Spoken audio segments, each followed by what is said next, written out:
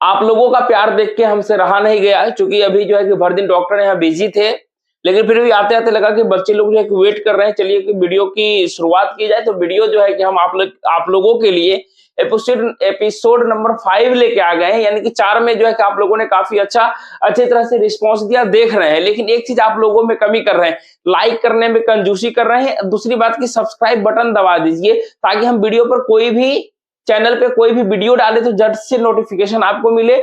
और यहाँ तक कोई भी कम्युनिटी पोस्ट करे, अच्छे-अच्छे क्वेश्चन का कम्युनिटी पोस्ट करे, तो वहां पे आप ज्यादा से ज्यादा वोटिंग करें तो ज्यादा अच्छा लगेगा, ठीक है। तो जो है कि आप अपना अनुसार से सारा चीज कीजिए, थोड़ा सा मोटिवेशन दीजिए तो मजा आएगा। मोटिवेशन सिर्फ और सिर्फ लाइक सब्सक्राइब करके और प्यारा सा एक कमेंट करके दीजिए कि कैसा लगा, हाँ सर ये सुधार कीजिए। और सिर्फ एक बच्चे ने वीडियो को बहुत अच्छे से देखे थे होंगे बहुत लोग, लेकिन उस बच्चे ने क्वेश्चन का आंसर भी दिया था, ठीक है। तो चलिए शुरुआत करते हैं आज के एपिसोड नंबर 5 का। तो स्वागत है आप लोगों का सामान्य विज्ञान के एपिसोड नंबर 5 में। तो फर्स्ट क्वेश्चन देखा जाए, ध्यान से देखिए कि आज आपके लिए बहुत ही न्यू सवाल देखने के लिए मिलेंगे, ठीक है। बहुत क्वेश्चन ऐसे होंगे जो आप नहीं जान रहे होंगे, याद रखिएगा मेरी बातों को। तो देखिए यहां से जो है कि सबसे पहला क्वेश्चन कह रहा है, मानव कान के किस भाग में प्राप्त ध्वनि के अनुसार कंपन होता है। हमारा जो कान होता है वहां पर क्या होता है, ध्वनि जो सुनाई देती है आखिर किस पार्ट पे पड़ता है, कान के किस भाग में जाता है जिससे कि कंपन होता है। तो उसे कहते हैं कर्णपट्टी झिल्ली। क्या कहते हैं, कर्णपट्टी झिल्ली कहते हैं। क्या कहते हैं, कर्णपट्टी झिल्ली, याद रखिएगा, ठीक है। यानी कि मानव कान के कर्णपट्टी झिल्ली पे जो है कि आपका क्या करता है, ध्वनि जो है कि जाता है, जो ध्वनि के अनुसार जो है कि कंपन होना शुरू होता है, ठीक है। अब देखिए नेक्स्ट जो सवाल है सेकेंड नंबर, ये भी बायोलॉजी से ही सवाल है, आपको ह्यूमन बॉडी से रिलेटेड है। दूसरा क्वेश्चन ये बोला गया कि मानव शरीर में पाई जाने वाली एकमात्र पेशी कौन सी है जो दोनों सिरों से जुड़ी हुई नहीं होती है। तो आपका क्या होता है, आप में एक ही चीज है टंग, TONGUE, टंग, यानी टंग बोले तो सर जीव ही ऐसा है पेशी है जो क्या कहता है दोनों सिरे से जुड़ी हुई नहीं रहती है, ठीक है। नेक्स्ट देखा जाए तीसरा सवाल, ध्वनि तरंगों के प्रावर्तन द्वारा ध्वनि की पुनरावृत्ति क्या कहलाते हैं। यानी कि ध्वनि के जो तरंग के द्वारा प्रावर्तन मतलब कि रिपीटेशन, मतलब क्या कहते हैं प्रावर्त, वहां से जो रिटर्निंग होता है और उसका ध्वनि की पुनः रिपीटेशन जो है कि लगातार होते रहता है, उसको क्या कहते हैं। जैसे माइक में आप लोग एक बार हेलो बोले तो hello hello hello hello hello, इसको क्या कहते हैं, इको कहते हैं। आप इको सुने होंगे कि हाँ सर इसको हम लोग क्या कहते हैं, इको कहते हैं। जस्ट बोले तो हिंदी बोले तो प्रतिध्वनि कहते हैं। क्या कहते हैं, हिंदी बोले तो प्रतिध्वनि कहते हैं, लेकिन इंग्लिश को भी ध्यान रखिएगा, ठीक है। अब देखिए यहां से जो है कि अगला 4 नंबर क्वेश्चन कह रहा है आपको, the study of relationship of animals with their movement is. यानी कि स्टडी वाला सवाल आ गया, यानी कि हम जो है किसमें स्टडी करते हैं उस चीज का क्वेश्चन है। बोला किसमें, एनिमल यानी जानवर और उसके मूवमेंट का जो है कि जानकारी जिसमें हमें मिले उसको क्या कहते हैं, इकोलॉजी कहते हैं। क्या कहते हैं, इकोलॉजी कहते हैं। इसको ध्यान रखिएगा, ठीक है। तो एक चीज ध्यान रखिएगा, स्टडी वाला जितना भी क्वेश्चन है तो उसको जरूर ध्यान ले लीजिएगा। वायरस का हम लोग अध्ययन किसमें करते हैं, बैक्टीरिया का अध्ययन किसमें करते हैं, फंगस का अध्ययन किसमें करते हैं, कवक का हम लोग किसमें अध्ययन करते हैं, शैवाल का अध्ययन किसमें करते हैं। तो ये सारा सवाल जरूर देख लीजिएगा। ध्वनि वाला यानी कि वेव जो है ना, साउंड नहीं, वेव वाला आपको जरूर देख लेना है, ठीक है। ये सारा चीज क्वेश्चन को ध्यान रखिएगा। आखिर सर अभी आप डिस्कस नहीं कर रहे, डिस्कस करेंगे जिस क्वेश्चन में डिस्कस करने वाला होगा, ठीक है। नेक्स्ट देखिए दिया हुआ व्हेन, यहाँ पर लिखा हुआ था वो कॉपर, ठीक है। क्या बोला, when copper sulphate solution reacts with iron metal, ठीक है। तब बोलता है कि copper metal is formed which of the flowing reaction in this. यानी कि आप क्लास 10th का फर्स्ट चैप्टर निकालिएगा, वहां पर जो है कि आपका केमिकल इक्वेशन रासायनिक समीकरण वाला जो चैप्टर है उसको आप जरूर पढ़ जाइए। एनसीईआरटी का बुक हम हमेशा बोल रहे हैं फॉलो कीजिए, क्योंकि यह आपका रासायनिक समीकरण से है। देखिए क्या बोला गया है, कॉपर सल्फेट का फॉर्मूला क्या होता है, कॉपर सल्फेट का होता है सर SU4, ठीक है। बोला रिएक्ट करेगा किसके साथ, आयरन मेटल के साथ। आयरन को आप लोग किससे बोले थे, एटॉमिक बोले थे ना। ध्यान रखिएगा क्या चीज, क्या कहते हैं, पीरियोडिक टेबल को थोड़ा सा ध्यान रखिएगा, ठीक है। आयरन को हम लोग Fe से डिनोट करते हैं, ठीक है। और इसका एटॉमिक नंबर क्या होता है, 26 होता है। इस चीज को ध्यान रखना है, ठीक है। तब बोलता है कि कॉपर मेटल इज फॉर्म्ड, तब बोला कि जब आप रिएक्ट करते हैं तो क्या बनता है, कॉपर मेटल बनता है। तो यहाँ पर बोला कि कौन सा रिएक्शन हुआ है इस केस में, तो यानी कि जब हम लोग क्या करते हैं, हम मानिए Fe है, Fe के साथ में हम लोग क्या करते हैं CuSO4 को रिएक्ट करवाते हैं, तो यहाँ पर क्या बनता है, आप लोग क्लास 10th में लोगों को याद हो गया था सर, CuSO4 प्लस Fe या Fe प्लस CuSO4, तो यानी क्या होता है FeSO4 आप प्लस में क्या हो जाता था, यहाँ पर Cu बाहर निकल जाता है, यानी ये मेटल निकल गया। तो अब देखिए इस इक्वेशन को हम लोग क्या कहते हैं, आप क्या देखिए यहां से ही समझ जाइएगा, सर ये Fe अकेला था, ये CuSO4, ये क्या वो SO4 जो है उठ के किसके साथ में लग गया, सिर्फ और सिर्फ लग गया S, यानी इसके साथ में आ गया, Fe के साथ में सट गया, बाकी सर ये हमारा चेंजिंग, यानी एक जो है कि उठ के सिर्फ और सिर्फ एक इधर उधर हुआ है, तो उसको हम लोग क्या कहते हैं, सिंगल डिस्प्लेसमेंट कहते हैं। क्या कहते हैं, सिंगल डिस्प्लेसमेंट रिएक्शन। क्या कहते हैं, सिंगल डिस्प्लेसमेंट रिएक्शन। तो आप लोग यहां से पढ़ लीजिएगा, ठीक है। सिंगल बोले तो यानी एकल विस्थापन कहते हैं, हिंदी में क्या कहते हैं, एकल विस्थापन कहते हैं। हाँ, एकल विस्थापन याद रखिएगा, हिंदी में भी एकल विस्थापन अभिक्रिया, ठीक है, गलती मत कीजिएगा। अब देखिए यहां पर क्या होता है, डबल डिस्प्लेसमेंट रिएक्शन, ये भी याद रखिएगा। ऑक्सीडेशन रिएक्शन, उसका क्या होता है, आपको ऑक्सीडेशन का रिडक्शन होता है, ठीक है। उसके बाद आपको क्या कहिए, बहुत सारा यहाँ पर रिएक्शन, इंडोथर्मिक है, एक्सियोथर्मिक है, तो सारी चीज को अच्छे से पढ़ लेना है, ठीक है, ध्यान देना है इस चीज को। नहीं देखिए 6 नंबर है, चूंकि देखिए यहाँ पे हम पूरा जो है कि आपको नहीं, लेकिन चैप्टर जरूर इंडिकेट करते हैं, ये चैप्टर को पढ़ लीजिए तो ज्यादा, क्योंकि दिन भर आप फ्री रहते हैं तो एक बार रिवाइज जरूर कर सकते हैं, एनसीईआरटी को बुक को पढ़ सकते हैं आसानी से, ठीक है। नेक्स्ट देखिए कि 6 नंबर बोल रहा है the sun and the stars glow because, यानी कि देखते हैं कि आप जो है कि सन यानी सूर्य और तारा जो है चमकता है, ग्लो करता है, because of the presence of in them, आखिर उसमें जो है कि किसकी उपस्थिति के कारण ऐसा होता है। तो भैया आप पदार्थ की चौथी अवस्था का नाम सुने होंगे, किसके वजह से ऐसा होता है, प्लाज्मा की अपीयरेंस की वजह से ऐसा कंडीशन होता है, चमकता है, ठीक है, याद रखिएगा।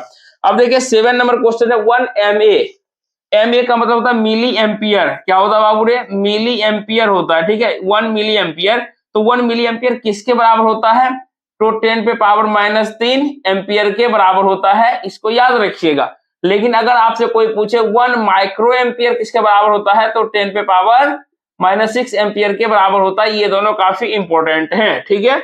8वां नंबर सवाल है, देखिए यहाँ कह रहा है मशरूम इज एन, मशरूम जो है कि आपको क्या है, तो याद रखिएगा मशरूम जो है कि आपका एक तरह का फंगस है। मशरूम क्या है, मशरूम जो है कि एक तरह का फंगस है, इसको ध्यान रखना है अच्छे तरीके से, ठीक है। फंगस बोले तो कवक, हिंदी में क्या कहते हैं, कवक कहते हैं, ठीक है।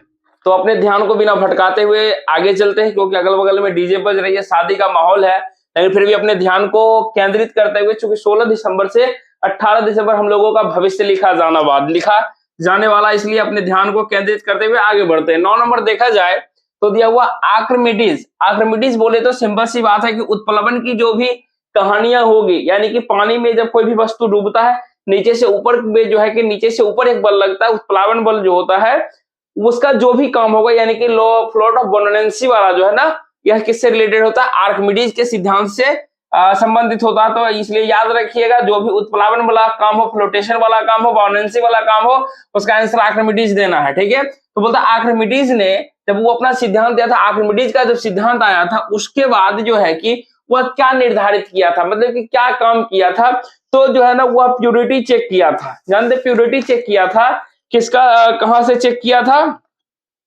राजा के मुकुट में। ये आरआरबी जेई का क्वेश्चन है, राजा के, ये एनसीईआरटी में बाबू लाइन बाय लाइन लिखा हुआ है, ठीक है। राजा के मुकुट में सोने की शुद्धता, राजा के मुकुट में जो है कि सोने की शुद्धता की जांच किया था, निर्धारित किया था, तो याद रखिएगा, ठीक है। देख ये क्वेश्चन कभी हम लोग अंदाजी सपने में भी नहीं सोचते कि ऐसा क्वेश्चन पूछ सकता, वो भी जेई में तो पूछा गया था, इसलिए ध्यान रखिएगा। नेक्स्ट देखा जाए तो 10 नंबर कह रहा है which of the following is used in alcoholic drink, यानी कि हम लोग जो दारू वगैरह पीते हैं, एल्कोहलिक जो ड्रिंक होता है उसमें आखिर जो है कि किस चीज का यूज किया जाता है एल्कोहलिक ड्रिंक में, तो आप लोग ध्यान रखिएगा एथेनॉल का यूज किया जाता है। किसका यूज किया जाता है? एथेनॉल का, याद रखिएगा, ठीक है। एथेनॉल के जगह मेथेनॉल कभी नहीं कीजिएगा, नहीं तो गलत हो जाएगा। यानी कि मेथेनॉल, अगर एथेनॉल की जगह मेथेनॉल मिला देगा तो आदमी मर जाएगा, ठीक है। तो इस कभी कभी आप सुने भी होंगे कि नशीली जो है उसमें से ये मिला, जिस वजह से आदमी दारू पिया मर गया, तो एथेनॉल की जगह मेथेनॉल हो सकता है वहां पे। इस चीज को ध्यान रखिएगा, ठीक है। बहुत अच्छे तरीके से इसको गलत नहीं करना है। इसका अगर आप फॉर्मूला लिखना चाहते हैं तो फॉर्मूला याद रखिएगा, एथेनॉल का होता है C2H6O। क्या होता है? C2H6O। या तो देखिए इसको दूसरे तरीके से भी हम लोग लिखते हैं। क्या लिखते हैं? ये वाला तो ज्यादा मिलेगा आपको, CH3CH2OH। क्या मिलेगा? CH3CH2OH वाला आपको जरूर देखने के लिए मिलेगा। और एथेनॉल का, अब देखिए क्वेश्चन की सीरीज शुरू होता है IUPAC ने। IUPAC का फुल फॉर्म आप लोगों को बता भी चुके हैं और याद भी रखना है आपको, ठीक है। तो अगर इसको बोले तो एथेनॉल को हम लोग IUPAC में कहते हैं एथेनोइक इथाइल एल्कोहल। क्या कहते हैं? Ethyl alcohol. क्या कहते हैं इसको हम लोग? एथेनॉल को इथाइल एल्कोहल कहा जाता है। इस चीज को ध्यान रखिएगा, गलती मत कीजिएगा, ठीक है। अब देखिए नेक्स्ट क्वेश्चन जो है कि 11 नंबर कह रहा है भोजन में डैश की उपस्थिति का परीक्षण करने के लिए आयोडीन का उपयोग किया जाता है। तो आयोडीन का प्रयोग किया जाता है बाबू रे भोजन में स्टार्च का, किसका प्रेजेंस चेक करने के लिए, स्टार्च का प्रयोग करने के लिए, यानी कि जांच करने के लिए हम लोग आयोडीन का प्रयोग करते हैं, ठीक है। तो इस चीज को ध्यान रखिएगा। आयोडीन का श्रवण किससे होता है? थायरोक्सिन ग्रंथि से होता है, जो कि ALP में क्वेश्चन ये पूछा हुआ था, गलती मत कीजिएगा। नेक्स्ट देखिए 12 नंबर आपको कह रहा है ध्वनि तरंग यानी कि साउंड वेव जो है, साउंड वेव का आयाम जो है कि किस पर निर्भर करता है, किस चीज के लिए यह जाना जाता है? तो वस्तु को कंपन कराने के लिए उसमें जो प्रयुक्त बल होता है, जो बल हम लोग लगाते हैं किसी वस्तु को कंपन करने के लिए, उस पर क्या होता है? आयाम क्या करता है? निर्भर करता है। तो क्या आप लिख सकते हैं? वस्तु द्वारा, क्या लिखेगा? वस्तु द्वारा उत्पन्न कंपन, ठीक है। वस्तु द्वारा उत्पन्न कंपन कराने के लिए प्रयुक्त बल, ठीक है, इसको ध्यान रखिएगा। नेक्स्ट देखिए कि 13 नंबर ये बायोलॉजी का सवाल है। बोला गठिया डिजीज से रिलेटेड है। बोला कि गठिया एक बीमारी है जो डैश को प्रभावित करती है। तो गठिया का नाम सुने भी होंगे, गांव घर में कहता है कि हमको ज्वाइंट पकड़ लिया। गांठ मतलब ज्वाइंट, यानी कि क्या करता है? यह ज्वाइंट्स को क्या करता है? प्रभावित करता है ज्वाइंट्स को, ठीक है। यानी कि ज्वाइंट्स बोले तो जोड़ को प्रभावित करता है, यानी कि आपका जो जोड़ होता है ना उसको प्रभावित करता है, ठीक है। ध्यान रखिएगा इसको गलत मत कीजिएगा, ये बहुत ही आसान सा सवाल है, ठीक है। 14 नंबर क्वेश्चन देखिए, ये न्यूमेरिकल क्वेश्चन है। बोला गया उस लेंस की क्षमता ज्ञात करें, यानी कि आपको क्या निकालना है? पावर ऑफ लेंस निकालना है, जिसकी फोकल दूरी या फोकस दूरी यानी कि f का वैल्यू दिया हुआ है 1 मीटर दिया हुआ है। तो आपको हम पढ़ाए भी थे power of lens P equal to क्या होता है बाबू रे? 1/f होता है। तो 1 सर फोकल मीटर में होना चाहिए, 1/1 कटेगा तो 1 आ जाएगा। और पावर ऑफ लेंस को हम लोग किस में मापते हैं? डायोप्टर में मापते हैं। डायोप्टर का यूनिट क्या, सॉरी डायोप्टर का हम लोग किससे डिनोट करते हैं? D से डिनोट करते हैं। तो इसका आंसर क्या हो जाएगा? Power of lens that is equal to 1 diopter, ठीक है। नेक्स्ट देखा जाए 15 नंबर क्वेश्चन, बहुत ही शानदार क्वेश्चन दिया हुआ है। What is the atomicity of helium, ठीक है। हीलियम का बोला कि एटोमिसिटी कितना होगा। एटोमिसिटी का मतलब आप लोग समझ रहे हैं ना कि उसका जो वैल्यू हीलियम का जो है कि H से डिनोट करते हैं ना, इसका संयोजकता कितना 1 होता है। आप लोग क्या याद किए हैं? कहते हैं कि मोनो है। यह क्या है भैया? यह मोनो, क्या बोल सकते हैं इसको हम लोग? इसे हम लोग कह सकते हैं मोनो एटॉमिक। क्या बोलेंगे? यह क्या है? मोनो एटॉमिक है, मतलब एक परमाणुविक है। क्या है? एक परमाणुविक है। अब देखिए मोनो एटॉमिक एक परमाणुविक कहने का मतलब हो गया। अब ध्यान दिया जाए यहां से कि अगर हीलियम के बारे में अब क्या जानते हैं? सर हीलियम के बारे में हम ये जानते हैं कि हीलियम जो है कि एक तरह का इनर्ट गैस है। आखिर आपसे कोई भी पूछेगा इनर्ट गैस बाबू कौन कौन है, कहिएगा कि सर हीलियम है, उसके बाद नियोन है, उसके बाद क्या है? ऑर्गन है, क्रिप्टन है, उसके बाद जेनन है और रेडन है। इसको याद रखिएगा। हीलियम, नियोन, ऑर्गन, क्रिप्टन, जेनन, रेडन, यह जो है कि हमारा 6 जो है यह हमारा क्या है, इनर्ट गैस है। याद रखिएगा इस चीज को अच्छे तरीके से, ठीक है। अब इनर्ट गैस किसको कहते हैं आप लोगों को अच्छे से पता है कि चूंकि सर हीलियम का ये क्या होता है 2 होता है, इसका 10 होता है, यानी कि देखिए फुलफिल कर रहा सर ये 2, यहाँ से आप पढ़े हैं ना 2 के बाद 8, इसको भी फुलफिल कर दिया। ऑर्गन का 18 होता है तो 2 8 8, देखिए फुलफिल कर रहा है ना, इसलिए जो है कि हमारा इनर्ट गैस कहलाता है, याद रखिएगा, ठीक है। नेक्स्ट देखा जाए 16 नंबर, माध्यम के घनत्व में किसी ध्वनि तरंग के एक संपूर्ण दोलन में लगने वाले समय को क्या कहते हैं? तो उसे हम लोग क्या कहते हैं, आवर्त काल कहते हैं। क्या कहते हैं बाबू रे, आवर्त काल कहते हैं, इस चीज को याद रखिएगा। क्या कहते हैं इसे हम लोग, आवर्त काल, डेट मीन्स बोले तो टाइम पीरियड कहते हैं इसे। क्या कहते हैं, टाइम पीरियड कहते हैं, ठीक है। अब देखिए ध्वनि तरंग से आपका कितना क्वेश्चन, 1 2, शुरुआत में भी आप क्वेश्चन देखे ही थे, 4-5 क्वेश्चन पूछा जा सकता है, इसलिए अच्छे से पढ़ लीजिएगा, ठीक है। अब देखिए 17 नंबर सवाल जो है कि बहुत ही तगड़ा वाला सवाल है। बोला किसी तत्व का परमाणु क्रमांक, परमाणु क्रमांक को हम लोग एटॉमिक नंबर को किससे डिनोट करते हैं, जेड से डिनोट करते हैं। बोला गया नाभिक में मौजूद, नाभिक में तो 2 ही चीज होता है, क्या होता है, प्रोटॉन होता है और न्यूट्रॉन होता है, यही होता है नाभिक में, दोनों मौजूद होता है। लेकिन बोला कि नाभिक में मौजूद डैश की संख्या के बराबर होती है, तो आपको हम बताए भी थे कि परमाणु क्रमांक जो है यानी कि जेड बराबर क्या होता है, नंबर ऑफ प्रोटॉन, यानी कि जेड बराबर पी होता है, इसलिए यहाँ पर क्या हो जाएगा, पी आंसर हो जाएगा। यह जो होता हमारा प्रोटॉन के बराबर होता है, प्रोटॉन की संख्या के बराबर होता है, ठीक है। नाभिक में क्या क्या होता है, प्रोटॉन और न्यूट्रॉन होता है, नाभिक के बाहर कौन होता है, इलेक्ट्रॉन होता है, इस चीज को ध्यान रखना है बहुत अच्छे तरीके से। हम लोगों का बारी हो गया 18 नंबर का। थोड़ा थोड़ा आपको गाना हो सकता है मैं भी सुनाई दे, अन्यथा माइक लगा हुआ नहीं भी सुनाई देगा, ठीक है।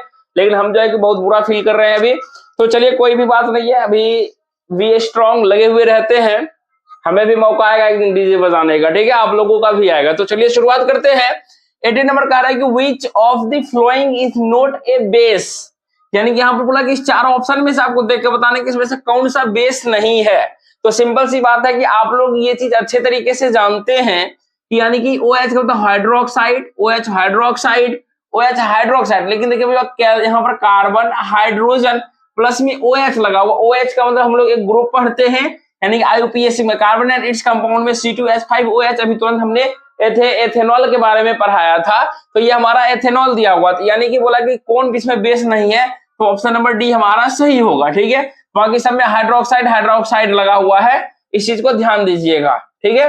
नेक्स्ट देखिए कह रहा है कि पत्तियों का हरा रंग प्रदान, यानी कि पत्ती जो है कि पत्ती यानी लिप्स जो है, पेड़ का पत्ती जो हरा होता है वह किसके वजह से होता है, तो आप लोग बहुत अच्छे तरीके से बचपन से ही याद करते आते हैं सर पेड़ के पत्तियों का रंग जो है कि हरा क्लोरोफिल के कारण होता है, इसमें कहीं से भी शक नहीं है, ठीक है। हाँ चलिए बहुत अच्छी बात है। नेक्स्ट देखा जाए, अब कह रहा है कि chemical formula of bleaching powder, इसको ध्यान अच्छे से दीजिएगा बाबू रे, ये है ब्लीचिंग पाउडर, ठीक है। ब्लीचिंग पाउडर का आपसे केमिकल फॉर्मूला पूछा गया है, ऐसे तो आप लोगों को याद ही होगा, CaOCl2 इस तरीके से भी लिखा जाता है, CaOCl2 या CaOCl2 का होल ट्वाइस भी आता है, लेकिन CaOCl2 ध्यान रखिएगा, ठीक है। अब जो है कि यहां से देखिए कि ये चीज हम लोग देख रहे ब्लीचिंग पाउडर का CaOCl2, लेकिन देखिए यहां से कभी कभी आपको जो है कि अब 3-4 क्वेश्चन यहां से आपको plaster of Paris, plaster of Paris को भी ध्यान रखना। प्लास्टर ऑफ पेरिस का फॉर्मूला क्या होता है, इस चीज को याद रखिएगा, CaSO4 into half H2O, क्या होता है, CaSO4 into half H2O, calcium sulphate hemihydrate. अगर रासायनिक नाम आपसे पूछे तो क्या बताइएगा, कैल्शियम सल्फेट हेमीहाइड्रेट, ठीक है। अब देखिए एक होता है जिप्सम, GYPSUM जिप्सम, ठीक है, इस दोनों में जरूर रिलेशन है। जिप्सम या प्लास्टर ऑफ पेरिस कैसे बनता है, जिप्सम को कैसे, जिप्सम का फॉर्मूला क्या होता है, CaSO4 into 2H2O, यानी कि कैल्शियम सल्फेट डाइहाइड्रेट, ठीक है, याद रखिएगा। ये हो गया आपका जिप्सम का फॉर्मूला, ठीक है, कैल्शियम से भी लिखा हुआ है। तो अब देखिए ये दोनों जरूर याद रखिएगा। एक होता है वॉशिंग सोडा, भैया वॉशिंग सोडा का भी फॉर्मूला आपको हम बता चुके हैं, उसके बाद एक और सोडा होता है, क्या होता है, वॉशिंग का मतलब होगा धोने का सोडा। एक होता है बेकिंग सोडा यानी कि खाने वाला, क्या होता है, बेकिंग सोडा। बेकिंग सोडा एक ये हो गया। एक जो है कि ऑप्शन में दिया था CCl4, तो याद रखिएगा CCl4 को क्या कहते हैं, कार्बन टेट्रा क्लोराइड, क्या कहते हैं, कार्बन टेट्रा क्लोराइड कहते हैं, इस चीज को ध्यान रखिएगा। बेकिंग सोडा यानी कि खाने वाला सोडा का फॉर्मूला क्या होता है, NaHCO3, क्या होता है, NaHCO3, इसको क्या कहते हैं, सोडियम बाइकार्बोनेट। एकदम इसका जो है कि नाम याद रखिएगा, सोडियम बाइकार्बोनेट कहते हैं खाने वाला सोडा को।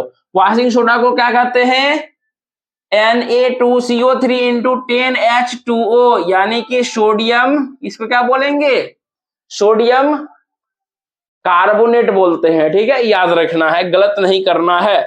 Na2CO3, कभी कभी यहां से 10H2O नहीं मिलेगा, लेकिन ध्यान रखना है Na2CO3 into 10H2O। Baking soda NaCO3, CaCl4 को कार्बन टेट्राक्लोराइड कहते हैं। ब्लीचिंग पाउडर यानी सॉरी प्लास्टर ऑफ पेरिस का क्या होता है, CaSO4 इंटू हाफ H2O, और जिप्सम का क्या होता है, CaSO4 इंटू 2H2O। ठीक है, अब ध्यान रखिएगा कि यहाँ से जो है कि इसमें पूछेगा कि ब्लीचिंग पाउडर बनाने के दरमियान जो है कि जो प्रोसेस होता है, उस प्रोसेस में कौन सी गैस बाहर निकलता है, तो भैया देखो यहाँ पर Cl है, क्लोरीन, तो क्लोरीन गैस बाहर निकलेगा। इस चीज को ध्यान रखिएगा अच्छे तरीके से, गलत मत कीजिएगा। ठीक है, नेक्स्ट देखा जाए 21। हाँ 21 में कहा जा रहा है, देखिए अच्छे से पढ़े question, gas leaked during Bhopal tragedy gas, यानी कि जब भोपाल त्रासदी जो हुआ था, कब हुआ था, 3 दिसंबर 1984 को। ये क्वेश्चन जो है कि GSC बन गया, यानी कि 3 दिसंबर 1984 में जो है कि आपका भोपाल त्रासदी गैस हुआ था, जिसमें जो है कि भोपाल में जो है कि यूनियन कार्बाइड नामक फैक्ट्री, यानी कि उससे जो है कि यूनियन कार्बाइड नामक फैक्ट्री से गैस का रिसाव हुआ। वही पूछा गया कि कौन सा गैस था, गैस का नाम था MIC। अगर शॉर्ट फॉर्म बोले तो MIC, इसका फुल फॉर्म अगर पूछे आपसे तो बताइएगा मिथाइल आइसोसाइनेट, क्या हो जाएगा, आइसोसाइनेट। ठीक है, याद रखिएगा, यानी कि MIC यानी मिथाइल आइसोसाइनेट जो है कि गैस का रिसाव हुआ था, जिससे अभी भी वहां के बच्चे अपंग विकलांग पैदा होते हैं। इस चीज को ध्यान रखिएगा। ठीक है, अब देखिए कब 22 number question, it is most important, बोला कि सबसे हल्की धातु यानी कि लाइटेस्ट मेटल, या धातु कौन था, मेटल। बाबू ने लाइटेस्ट मेटल, मेटल तो बोले तो यहां से हम लोग जानते हैं सर, लिथियम याद किए हुए हैं, Li होता है। अब आपके मन में चलेगा ना सर सबसे भारी धातु क्या होता है, आपको हम पढ़ाए भी हैं, ऑस्मियम। क्या पढ़ाए हैं, ऑस्मियम, OS से डिनोट करते हैं। अब देखिए एक चीज है, आपको सबसे कठोर, सबसे कठोर धातु की बात कर रहे हैं, सबसे कठोर धातु,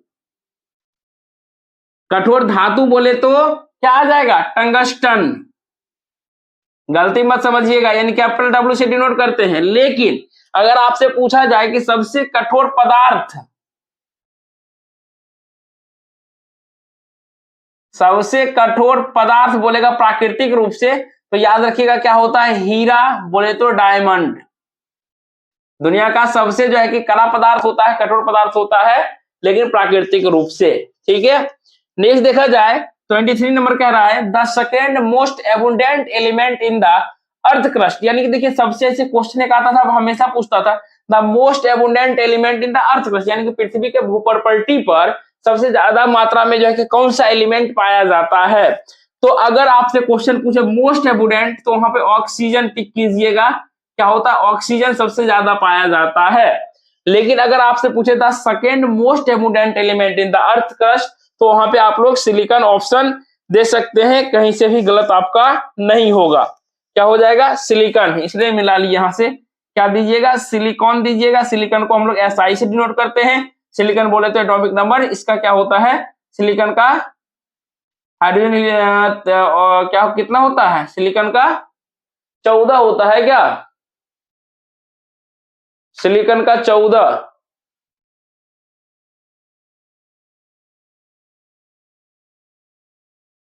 ध्यान दे दीजिएगा।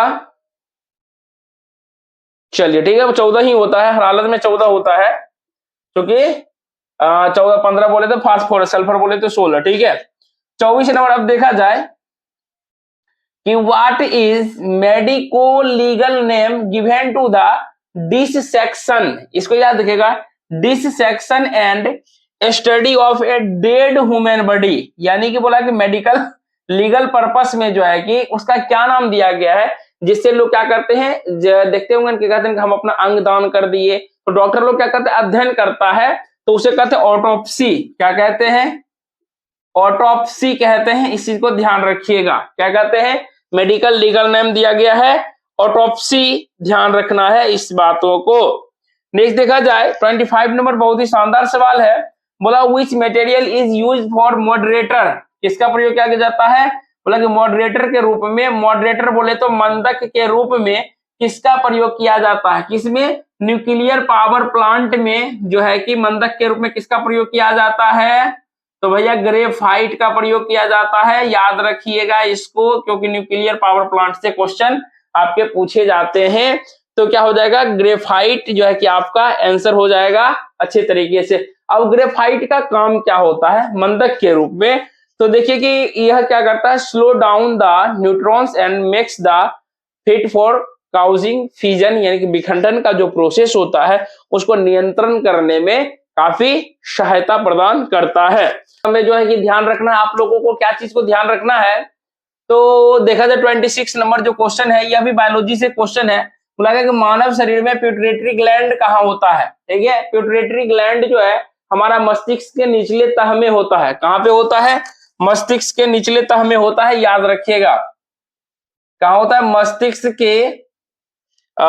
के तले पर, याद रखिएगा, मस्तिष्क के तले पर, याद रखिएगा। बेसिकली तो मस्तिष्क आपको ऑप्शन दे देगा, क्योंकि बीपीएससी में भी ये क्वेश्चन पूछा गया था, हम एग्जाम दिए थे। तो ठीक है, नेक्स्ट देखा जाए 27 कह रहा है, यदि कोई वस्तु, यानी कोई वस्तु गति करता है, कोई वस्तु माने कि मोशन में आ गया, गति शुरू करता है, बोला यदि बिल्कुल घर्षण ना हो, यानी कि थोड़ा सा भी वहां पे फ्रिक्शन फोर्स नहीं हो, उसको कोई भी रोकेगा, अवरोध उत्पन्न नहीं होगा, तो क्या होगा, सिंपल सी बात है कि वस्तु कभी रुकेगा ही नहीं, वस्तु कभी रुकेगा ही नहीं, वस्तु कभी रुकेगा ही नहीं। क्यों नहीं रुकेगा, क्योंकि भैया उसको रोकने वाला कोई, अवरोध उत्पन्न करने वाला कोई है ही नहीं। नेक्स्ट देखा जाए 28 नंबर, बहुत ही शानदार सवाल है। कह रहा है कि कौन सी अभिक्रिया सामान्यतः निकिल उत्प्रेरक, उत्प्रेरक किसको कहते हैं, कैटालिस्ट किसको कहते हैं, और इसका क्या काम होता है, आप लोग ध्यान दे दीजिएगा। ठीक है, बोला कि निकिल उत्प्रेरक की उपस्थिति में वनस्पति तेलों के हाइड्रोजनीकरण, यानी कि आप देखिए वनस्पति तेल जो होता है उसमें जो है कि कौन सा प्रोसेस होता है, हाइड्रोजनीकरण किया जाता है।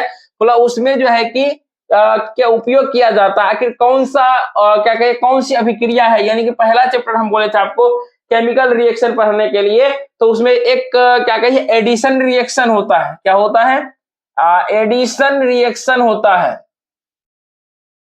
एडिशन बोले तो एडिशन का हिंदी होता है योगात्मक अभिक्रिया। क्या कहते हैं, योगात्मक अभिक्रिया होता है।